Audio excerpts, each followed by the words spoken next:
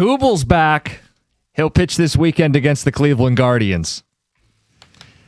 He rejoins a Tigers team that is 11 games below 500. But the team's off to a hot start in June. So, John, the question is, will they win enough to justify keeping him, or do you want them to trade him no matter what?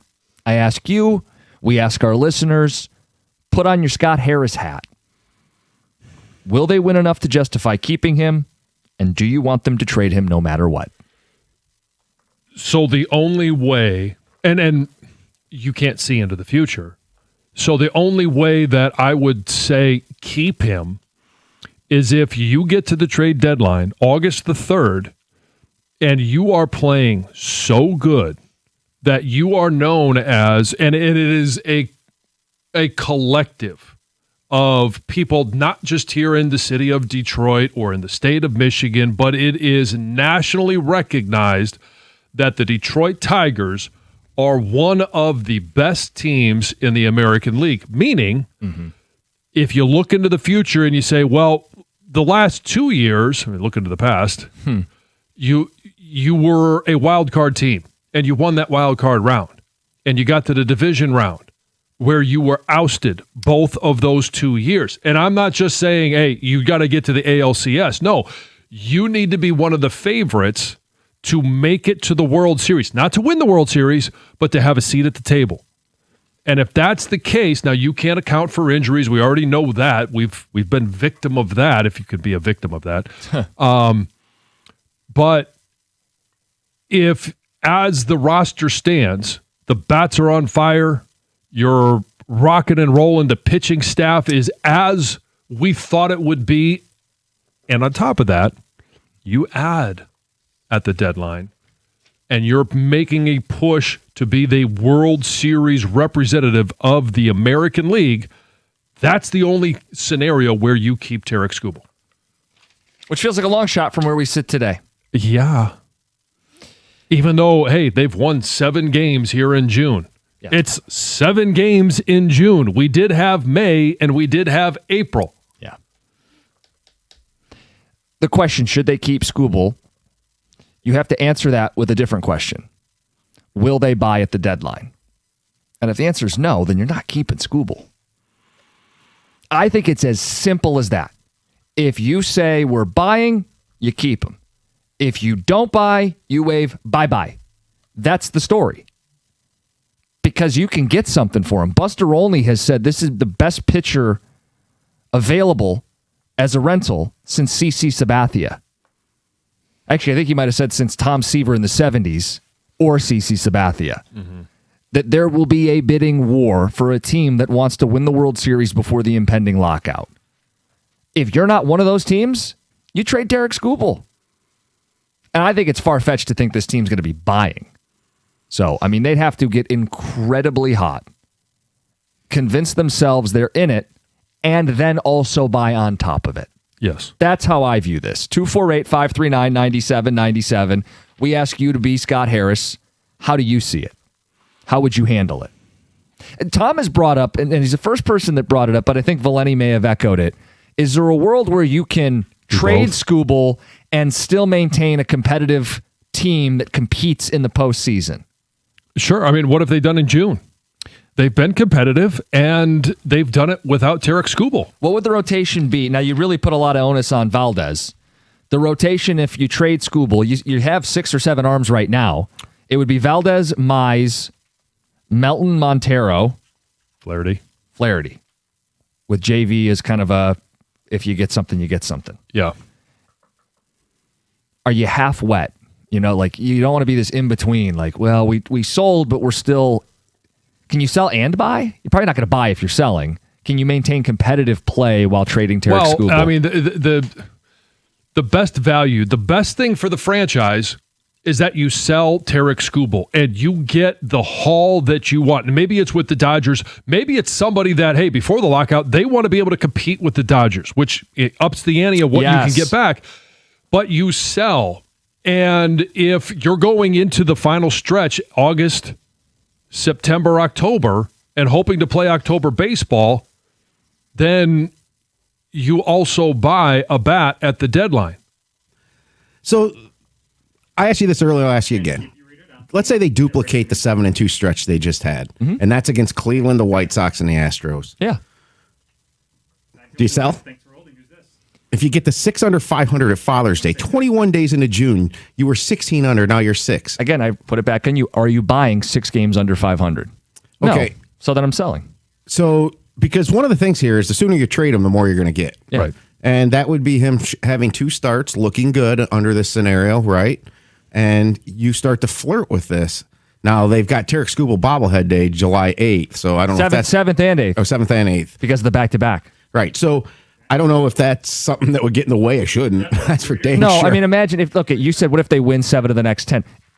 If they lose 7 of the next 10 and undo all of this, I can't imagine Scott Harris gets a serious phone call and goes, but the bobbleheads. Right. I mean, come on. No. Can't we just send them to the new team and then they can repaint them the colors? But no, but this, to me, it comes back to this. We were cool with keeping Skubal going into the year in pursuit of a World Series. If the World Series is off the table, you're not buying at the deadline, then the decision's made. You have to sell him, get what you can for him, because the best thing for the franchise is, and it doesn't mean you have to go in the tank if you sell Skubal. You can still continue to make your run, see if you can get back to 500, see if you can get to that wild card spot. But the best thing for the franchise is that you continue to stack talent on top of talent so that you're better next year. And think about it. Next year, they'll have Olsen back. Right. Job will be removed from the Tommy John. And Skubal's not going to be here one way or the other. Right. But my point is, like, you're still paying Valdez. I don't know if you keep Mize, but Valdez with Olsen, Job, Melton, Montero, like, Skubal's awesome. No one's saying he's not awesome. Yeah. But if you could get something for him, a lot for him, quite a bit for him, sell him. Come on. I mean, I think after Father's Day, they need to really start entering into negotiations to see what's out there. Yeah. And see how much, because that team will have him more time if they trade him by the end of this month. And you said, well, if they're not buying, then sell.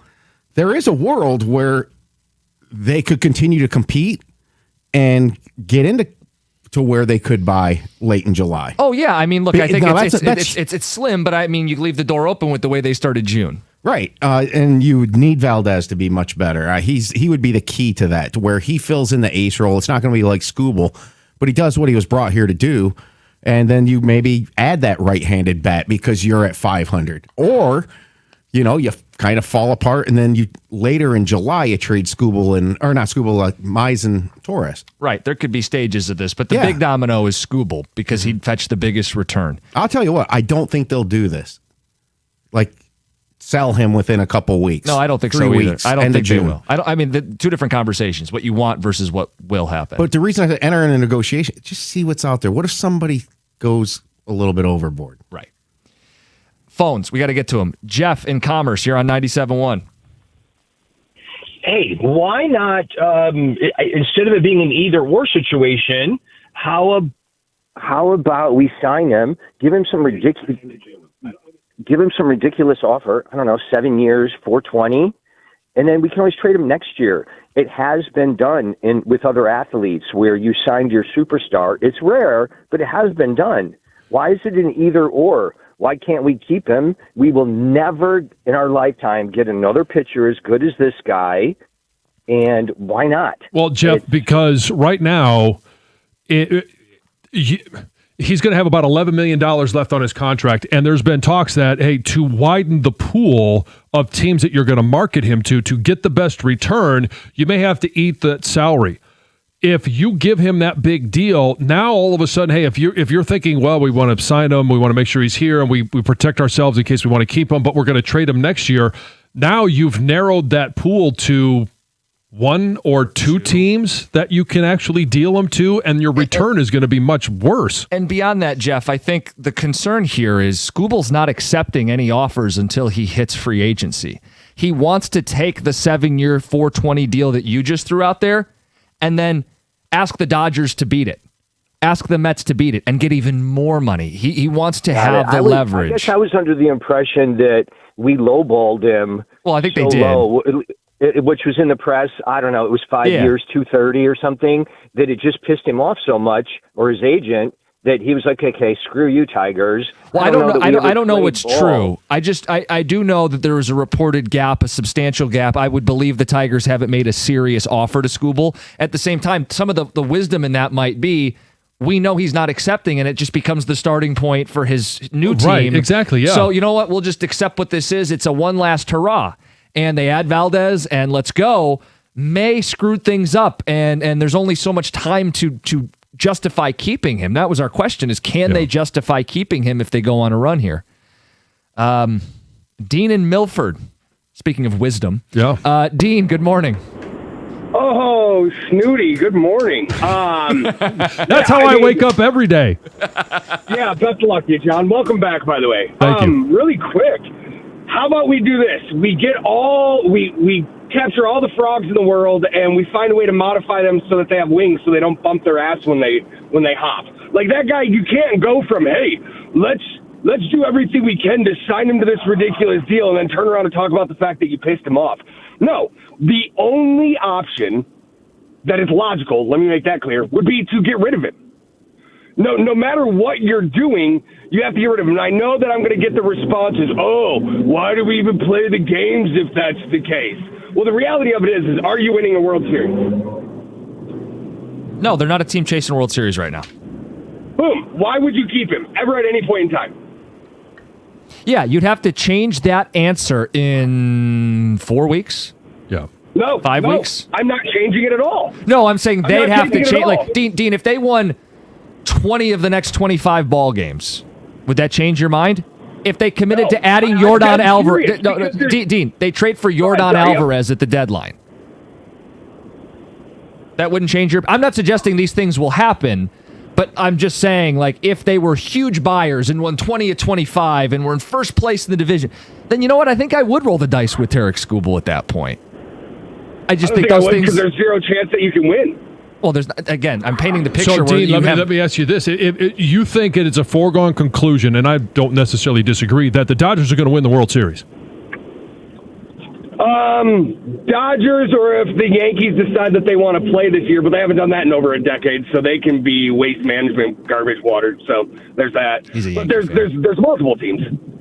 Yeah. The Dodgers have won the last two, and they're poised to do it again. Look, if you think it's everybody competing for second place, then I could. So then everybody in the American League sells, and it ruins your market. I want to be clear. I'm not suggesting the Tigers would trade for Yordan Alvarez. All these are exaggerations. My point is, like, you could justify keeping Tarik Skubal if you were making a serious chips into the center of the table move. But I don't even think that's wise given where they are. So then it puts them in the position where they are, where you get what you get. Yeah. You don't throw a fit. I don't know about all that. You know how people get. 248-539-9797. We'll get some of your feedback. Got some texts, got some phone calls. Cookie jar at 9:35. It's 97.1.